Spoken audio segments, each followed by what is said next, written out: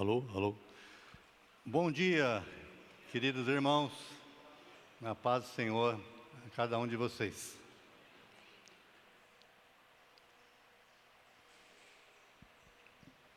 Está funcionando?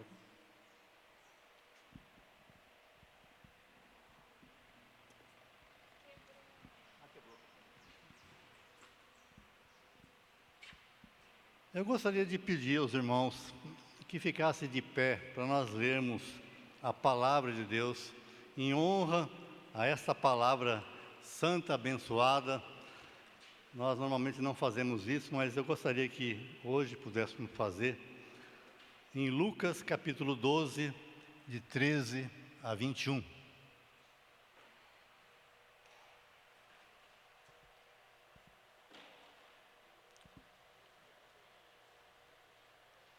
Lucas capítulo 12, de 13 a 21. Hoje não está sendo colocado aí.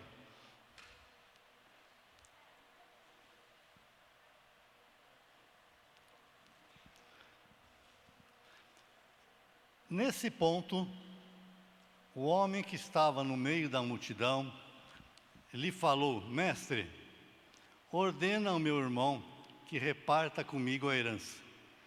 Mas Jesus lhe respondeu: Homem, quem me constituiu juiz e partidor entre vós? Então lhes recomendou: Tende cuidado e guardai-vos de toda e qualquer avareza, porque a vida de um homem não consiste na abundância dos bens que ele possui. E lhes proferiu ainda uma parábola, dizendo: O campo de um homem rico produziu com abundância, e arrazoava consigo mesmo, dizendo: Que farei, pois não tenho onde recolher os meus frutos?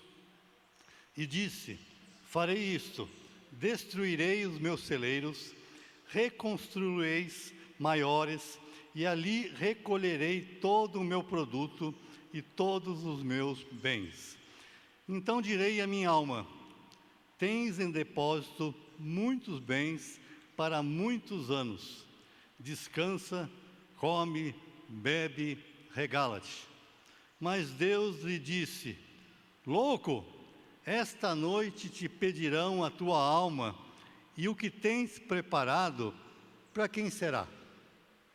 Assim é o que entesoura para si mesmo, e não é rico para com Deus. Pai querido, nós queremos agora permitir que o Teu Espírito Santo fale aos nossos corações, possa plantar essa semente bendita na terra boa que eu creio que cada um aqui tem, para que o Senhor possa fazer a obra que tem estipulado nessa manhã na vida de cada um de nós. O Senhor nos conhece, sabe como nós entramos aqui, o que passamos, o que esperamos desse novo ano que está iniciando, mas nós precisamos muito da Tua palavra. Nós não conseguimos viver sem esta palavra, Pai, palavra de vida.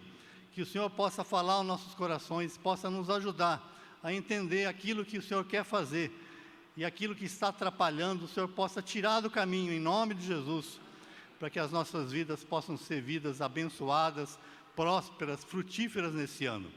É em nome de Jesus que eu oro. Amém. Pode se assentar. Essa palavra, essa reflexão, está baseada no livro Uma Vida com Propósitos, de Rick Warren. E o tema é: o que dirige a sua vida? A nossa vida é interessante, né? O nosso dia a dia, o nosso jeito de viver. Nós nem percebemos, mas parece que a gente vive num certo automático. E quando vê, nós estamos fazendo quase sempre as mesmas coisas, mas estamos impulsionados, guiados, dirigidos por alguma coisa. Quando a gente conversa com alguém que a gente às vezes não viu há muito tempo, e quando a gente bate papo com essa pessoa, você começa a relembrar que muitas das coisas que nós falamos, nós estamos falando de novo.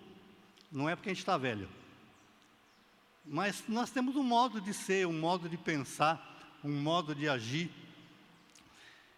E Deus quer trabalhar em nós nesse ano, quer fazer nas nossas vidas, é isso que eu tenho sentido no coração, quando foi me colocado para falar aqui na frente.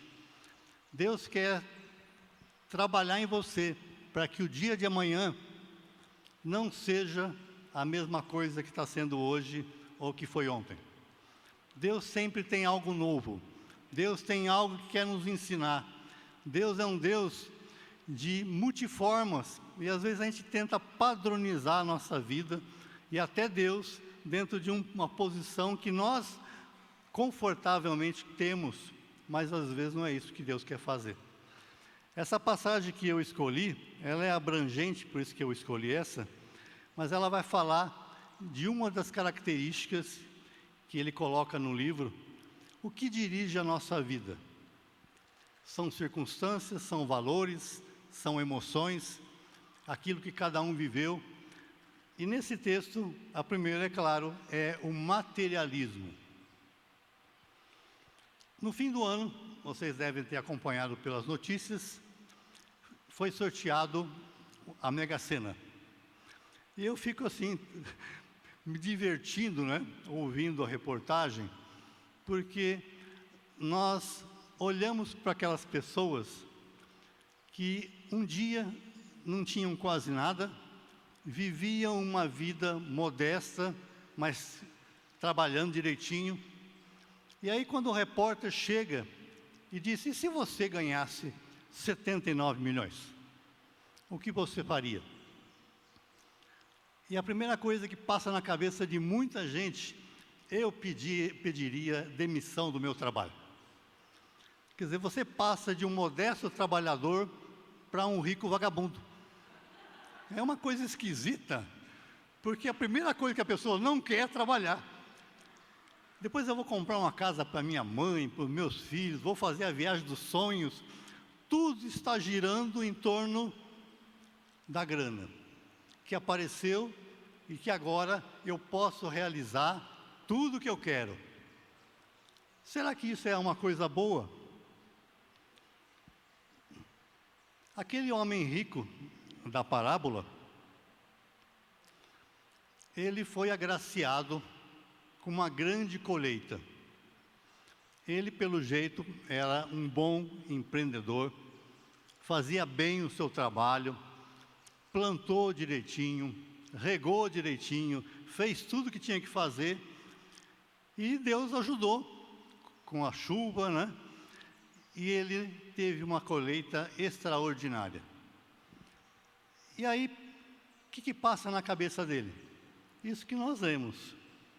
Eu não sei se você percebeu na passagem, quantas vezes ele fala para si mesmo: meus frutos, meus celeiros, meus produtos, meus bens, minha alma. Quer dizer, eu estou interessado no que tem a ver comigo. Por que será que não passou na cabeça daquele homem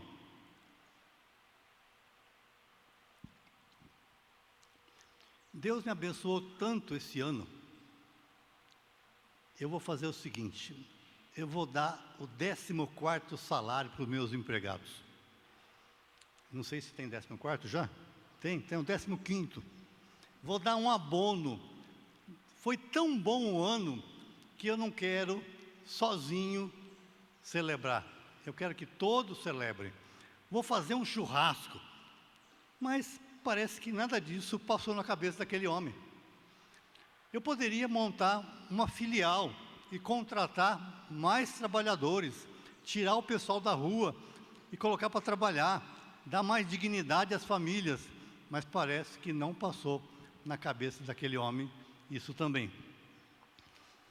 E Jesus, na parábola, respondendo àquele irmão que queria a herança do outro para repartir, diz: toma cuidado, guardai-vos de toda avareza.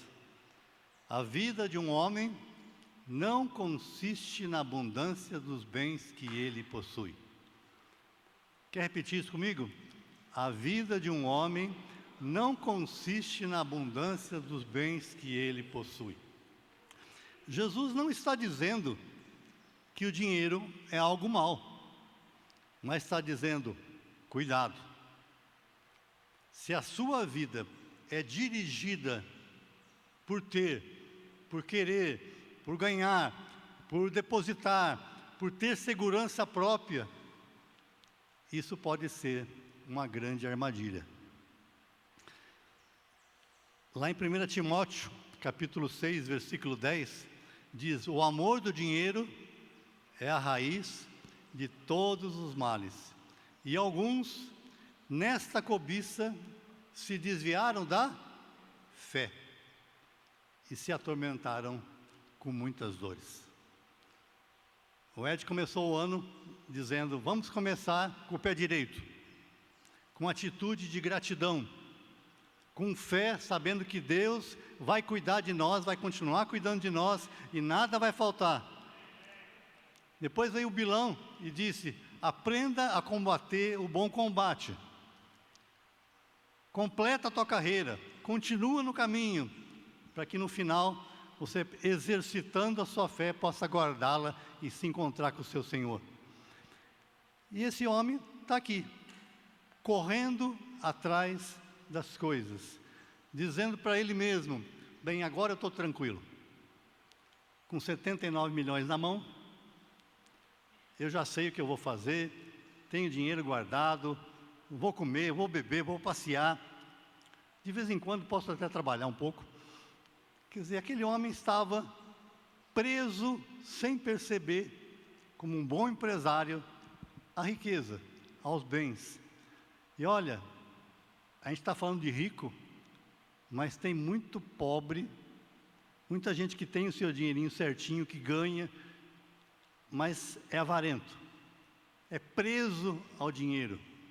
Uma simples moeda, às vezes, pode causar um transtorno. O segundo ponto que o livro aborda é o sentimento de culpa. Quantas vezes nós estamos aqui hoje, mas estamos ainda prisioneiros de algo lá de trás? Quem aqui já fez alguma bobeira na vida? Pensou errado, escolheu errado, falou errado, e depois, quando você faz algo, tem consequências. Agora, uma coisa é você errar, é nós errarmos. Outra coisa é nós carregarmos aquele erro ano após ano. A gente passa a se martirizar e fica lá se batendo, não se perdoando. Se eu pudesse voltar no tempo, o que eu mudaria na minha vida? Eu creio que todo mundo teria alguma coisa que gostaria de mudar. Notícia ruim, você não pode voltar no tempo. Você tem que acertar a sua vida, o hoje, com Deus. Porque sem esse acerto, esse sentimento lá de trás, vai continuar dirigindo a sua vida. E aí a gente passa a ser prisioneiro de algo que nós fizemos, que não foi bom, e que me deixou com marcas a vida inteira. Às vezes a gente passa a ser até conhecido por uma determinada coisa que a gente fez, por um dia ruim que a gente fez a coisa errada, que a gente pisou na bola. Mas eu tenho uma boa notícia. O Espírito que estava sobre Jesus e veio a esse mundo, ele veio para libertar os cativos e tirar as algemas daqueles que estão prisioneiros. Terceira coisa é o rancor e a raiva. Eu recebi uma afronta, uma palavra que eu não gostei, me fizeram passar por uma tremenda injustiça, uma crítica recebida. Você já levou uma bronca na vida? Já ouviu uma coisa que você não gostou? E essa pessoa rancorosa, ela briga, quebra relacionamentos, e aí continua a viver. Mas aquele relacionamento que você tinha, aquele amigo que você tinha, aquele parente que você continua a ter e você nunca mais viu, nós continuamos levando ano após ano para frente, porque não perdoamos, porque não queremos acertar, E a Bíblia diz que essa pessoa rancorosa, ela fica perturbada, gera raiz de amargura, se torna uma pessoa enfesada, e aonde ela entra, ela contamina outros. Está lembrando de alguém? Esquece do outro, não julga o meu irmão, ora por ele. Quarto ponto, medo de errar, medo de fracassar, colocam expectativas ilusórias, inalcançáveis. E aí, quando você tem medo, o que acontece? Você trava, você paralisa, você não consegue avançar. Deus tratou muito comigo nessa área. Eu, pelo temperamento introvertido, se eu estou aqui hoje, é só por um milagre de Deus, porque Ele agiu, porque por mim, olhando a minha história, eu não estaria. Por quê? Por causa de medo. Medo de falar na frente, medo de tomar uma posição e depois errar. Então, se eu posso errar, então eu não tomo posição nenhuma, eu fico quieto. E não é assim a vida. A vida é uma experiência onde você tem que exercitar inúmeras coisas e perceber o que funciona, o que não funciona. A pessoa que tem medo torna-se infrutífera, atormentada. Mas a palavra nos diz que o perfeito amor, nós já falamos isso hoje aqui, lança fora todo medo. Se confessarmos os nossos pecados, Ele é fiel e justo para perdoar todos os pecados e nos purificar de toda injustiça.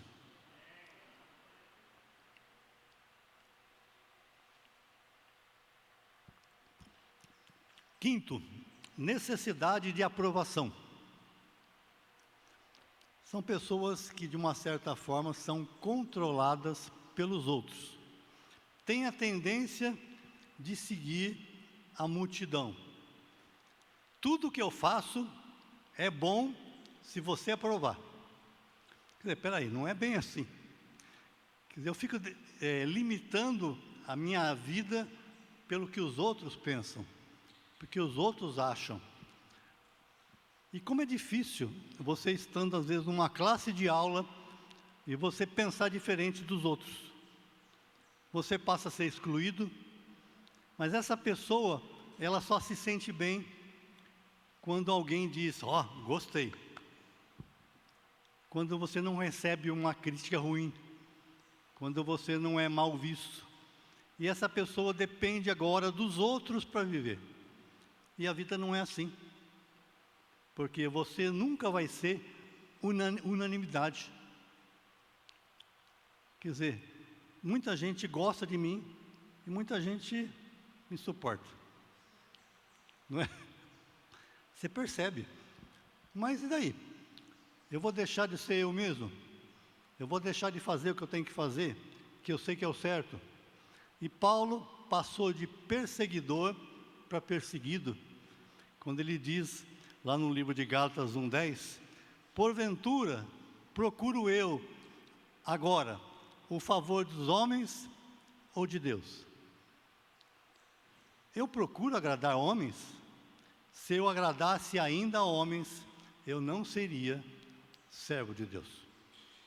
Quando Deus fala uma coisa no teu coração, você sabe que é a verdade, e você vive essa verdade, fala essa verdade, e você não é aceito ou é rejeitado, deixa para lá. Porque se você for querer que o mundo goste de você, você vai desviar daquilo que está aqui. Sexto ponto, que eu coloquei aqui, achei que é muito pertinente aos dias de hoje. Ter prazer naquilo que eu faço. Ter prazer em tudo que eu faço. Que é a palavra hedonismo.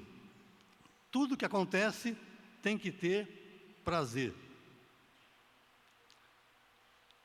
Tudo que eu gosto tem que acontecer. Se eu estou num lugar e alguma coisa eu não gostei, tranquilo, eu saio daquele lugar. Isso é triste, principalmente no nosso contexto de igreja.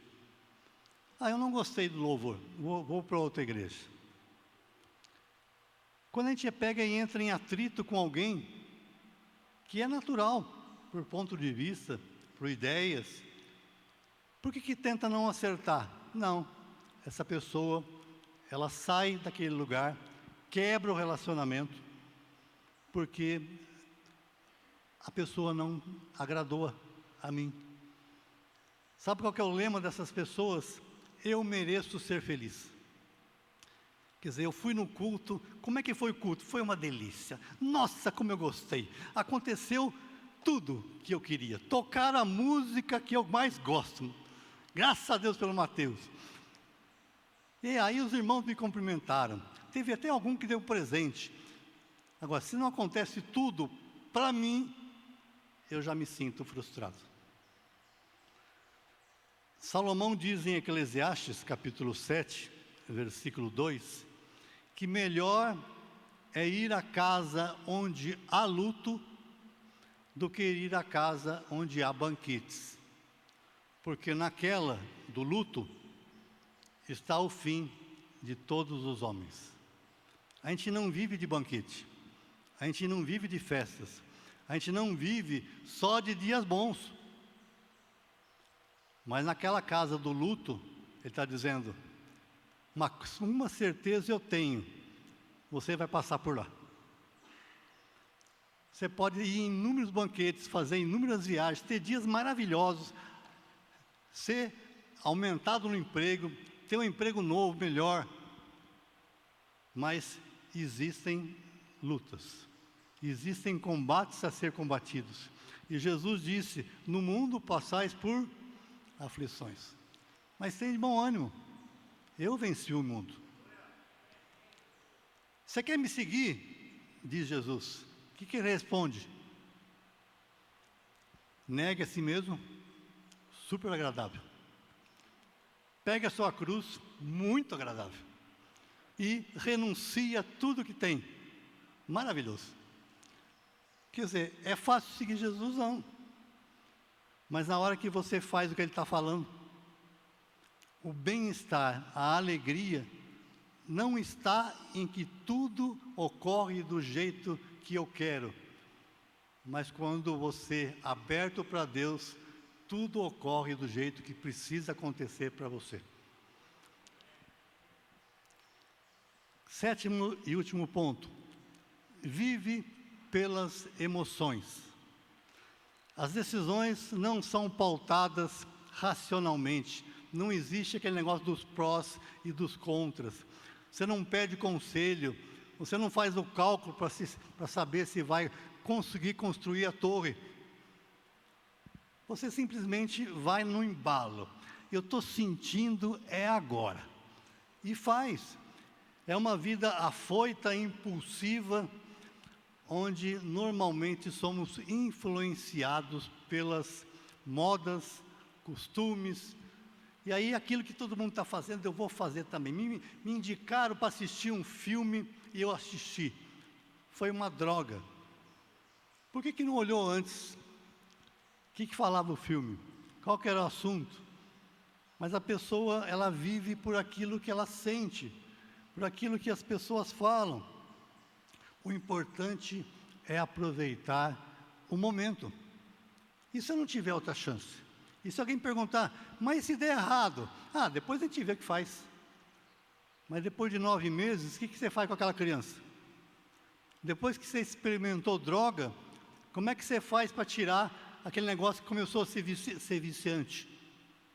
Na hora que você começou a andar com pessoas que não são idôneas, e te levam para certas coisas, como é que você sai da roda dos escarnecedores? Ele está dizendo, não se deixa levar pelos sentimentos, pelas emoções. E olhando todo esse prisma, afinal de contas, o que é a nossa vida? Eu nasci para quê? Neste mundo. E essas perguntas só podem ser respondidas se você olhar para cima, para Deus. Só Deus Só o Criador te conhece perfeitamente. Só o Criador que te criou sabe por que te criou, para que te criou, qual que é o objetivo que Ele pôs você nesse mundo. Todos viemos de Deus, todos fomos feitos à imagem e semelhança de Deus, mas quando você olha para o mundo, o que a gente vê? A gente, infelizmente, não vê Deus. A gente vê violência, egoísmo, orgulho, vaidade, avareza. Somente um relacionamento verdadeiro com Deus pode nos dar um verdadeiro ou um rumo correto para nossas vidas.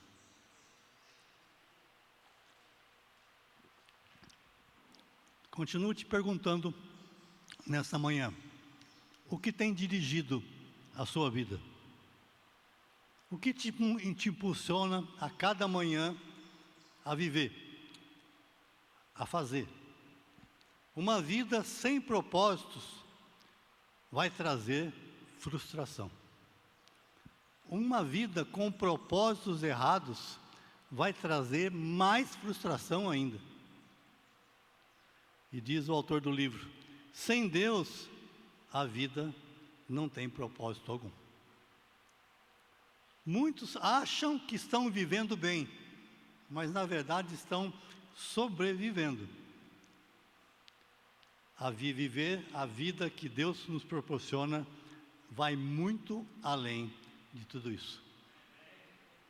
Eclesiastes 2, 24 a 25, Salomão diz, nada há melhor para o homem do que comer, beber e fazer a sua alma gozar do bem do seu trabalho. No entanto, eu vi também que isso vem da mão de Deus.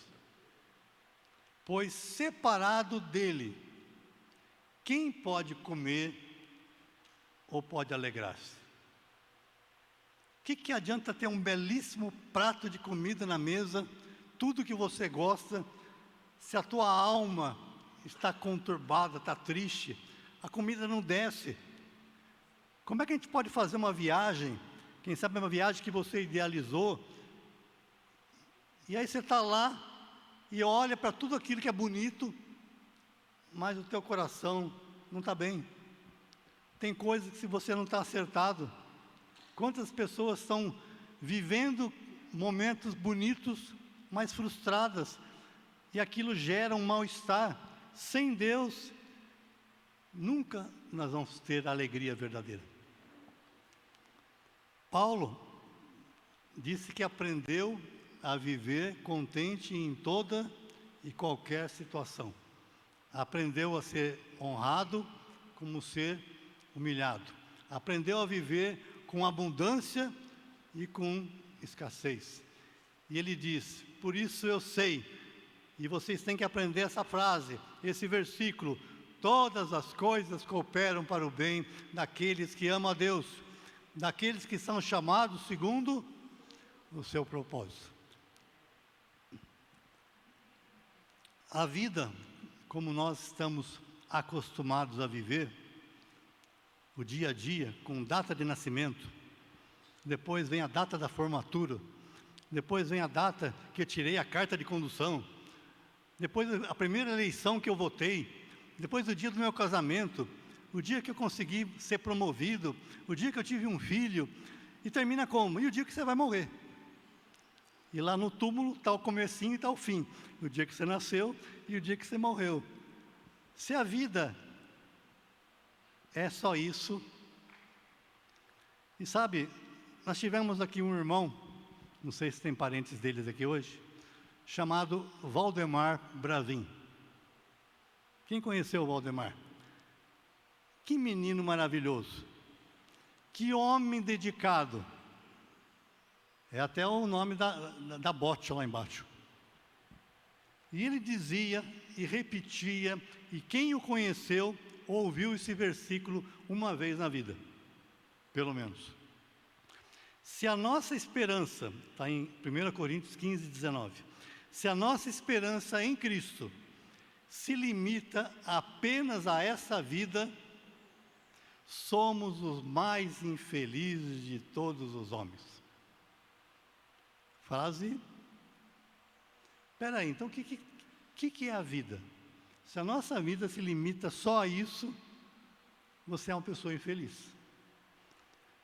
E aí a gente entende que a nossa vida, que eu não sei o tamanho certo que é, mas vamos colocar aí os seus 60, 70, 80, 90, 100 anos, o que é diante da eternidade?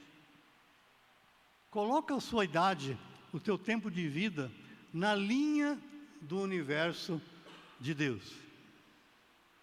Salmo 90, versículo 2, diz assim: antes que os montes nascessem e se formassem a terra e o mundo, de eternidade a eternidade, Tu és Deus. E você está inserido nisso, nesse tempinho que Ele te deu, para viver aqui nessa terra. Isaías 43, que é até uma música que a gente canta, antes de mim, 43, 10, antes de mim, Deus nenhum se formou, é o próprio Deus falando, e depois de mim, nenhum haverá. Eu sou o Senhor, e fora de mim não há Salvador. Eu anunciei salvação, realizei-a e a fiz ouvir. Ainda antes que houvesse dia, eu era, e nenhum há que possa livrar alguém das minhas mãos. Eu estou no controle de tudo. Agindo eu, quem impedirá? Agindo eu, quem impedirá? Agindo eu. Quem que sabe a música? Quem impedirá? Eu sou o Senhor, sou o Deus de amor. Estou contigo, seja onde for. Antes de mim nenhum Deus se formou, depois de mim nenhum outro haverá. Deus tem algo extraordinário para nós, e Ele quer fazer isso aqui, agora, neste ano, na minha e na sua vida. Ele nos escolheu antes da fundação do mundo, e nos predestinou para Ele. Quando Deus disse, haja luz, quando Deus disse, separem as águas, quando Deus disse, vamos criar os luzeiros, em quem Ele estava pensando? Em mim, em você. Esse planeta que a gente vive, ele foi idealizado por Deus para nós. Não existe outro lugar no universo, por mais que procurem, que tenha as mesmas condições que Deus fez para você. Deus nos criou com um propósito. Deus tem um propósito para a tua vida.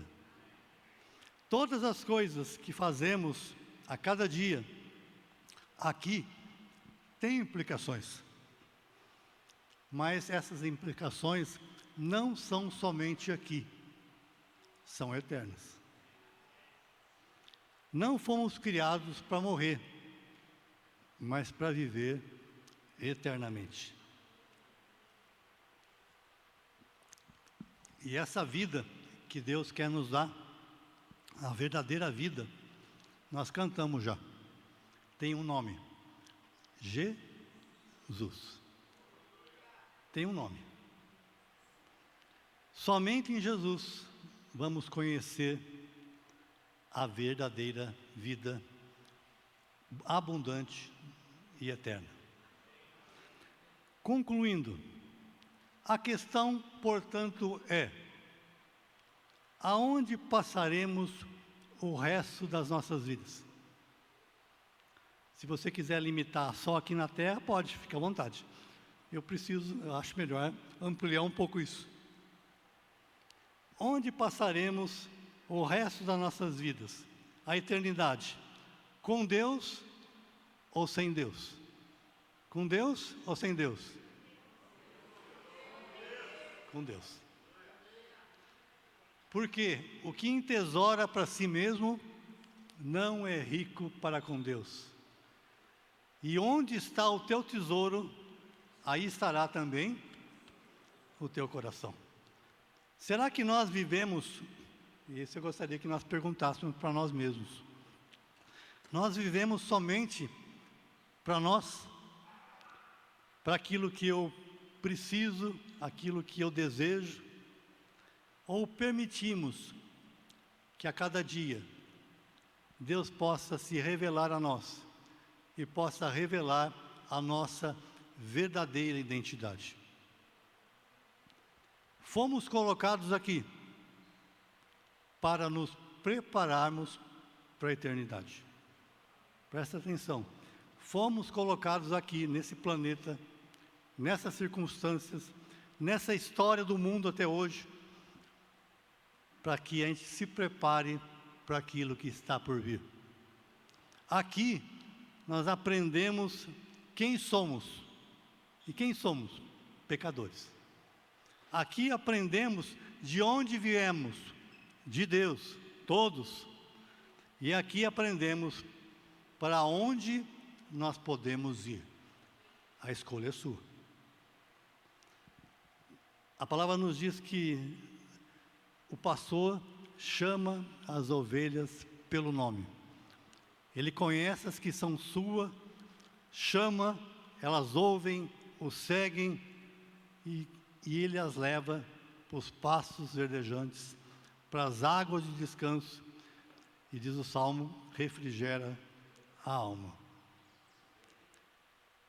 Deus quer cuidar de nós. Não fomos nós que escolhemos a Ele, diz João 15. Pelo contrário, Ele nos escolheu. Ele falou assim: você aqui, ó, cabelo branco aí, Robson, vem você também aí atrás. Você que está lá no fundão, eu quero cada um de vocês. E eu vos escolhi para que vades e deis frutos, e o vosso fruto permaneça, o seu legado permaneça, a sua vida seja a vida de referência para muita gente, a fim de que tudo quanto pedirdes em oração, eu vos conceda. Nossas vidas devem glorificar a Deus. Nossas vidas devem abençoar outras vidas. Nós não nascemos para morrer. Deus ou eu mesmo? O que você escolhe? A minha vontade ou a vontade dele? E eu concluo.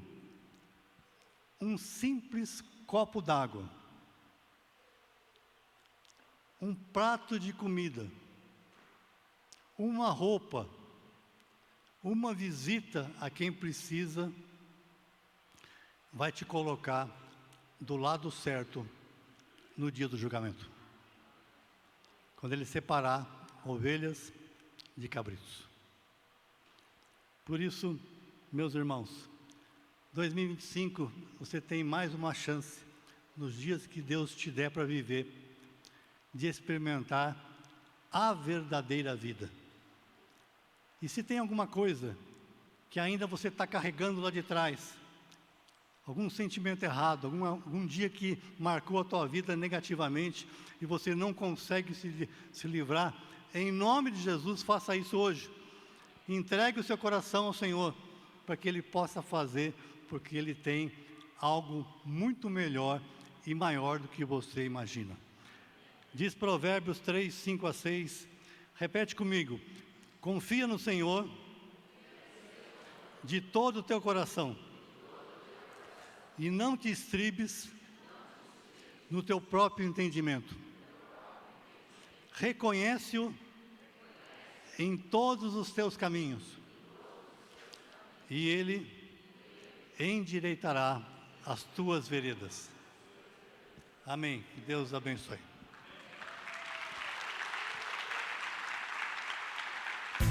tvcmc.com.br